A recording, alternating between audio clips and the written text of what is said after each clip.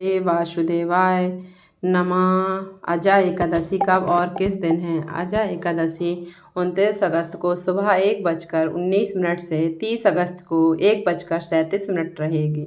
अजा एकादशी का पारण समय क्या है? अजा एकादशी का पारण समय 30 अगस्त को सुबह 7:49 से 8:31 तक रहेगा। एकादशी व्रत कथा क्या है? कुंती युधिष्ठिर बोले, हे जनार्दन, भाद्रपद कृष्ण एकादशी का क्या नाम है? इसकी विधि और महत्व बताइए, विस्तार पूर्वक कहिए। भगवान श्री कृष्ण ने कहा, हे युधिष्ठिर, समस्त पापों का नाश करने वाली इस एकादशी का नाम अजा एकादशी है।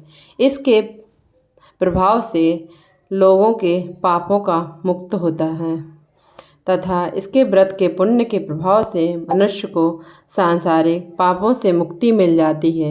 जो मनुष्य इस दिन भगवान ऋषिकेश का पूजन करता है वो वैकुंठ धाम को प्राप्त होता है। अब मैं इसकी पुनीत कथा सुनाता हूँ, ध्यानपूर्वक सुनिए।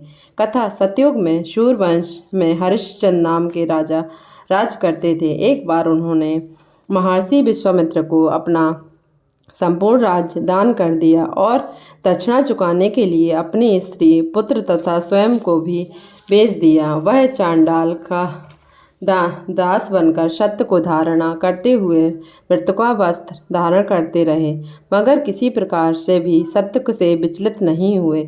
इस प्रकार राजा को कई वर्ष बीत गए तो उन्हें अपने इस नीच कर्म पर बड़ा दुख हुआ और इससे मुक्त होने के लिए उपाय सोचने लगे।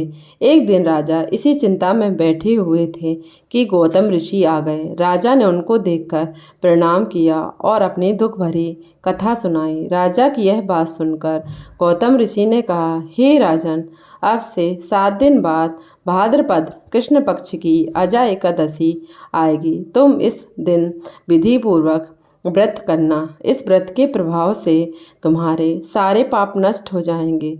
इतना कहकर गौतम ऋषि अंतर्ध्यान हो गए। राजा के ने अगले दिन इस कथा अनुसार एकादशी का व्रत किया, विधि पूर्वक व्रत का जागरण किया। इस व्रत के प्रभाव से राजा के समस्त पाप नष्ट हो गए। राजा का मृत पुत्र रोहित भी जीवित हो गया।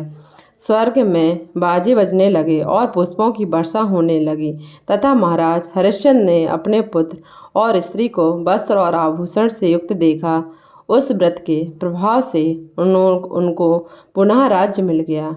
वह अंत में परिवार सहित स्वर्ग को प्राप्त हुए।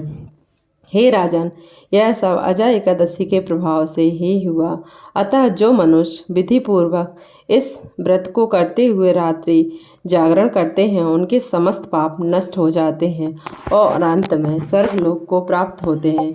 इस एकादशी की कथा सुनने से ही मात्र अश्वमेध यज्ञ का फल प्राप्त होता है। फलाहार, इस दिन बादाम और छुआरे का सागर होता है।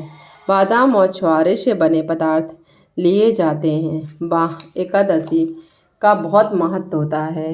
एक भाद्र पक्ष की पहली एकादशी है। इसको रखने से लोगों के समस्त पापों का नाश होता है। जय बोलो एकादशी लक्ष्मी नारायण भगवान की जय।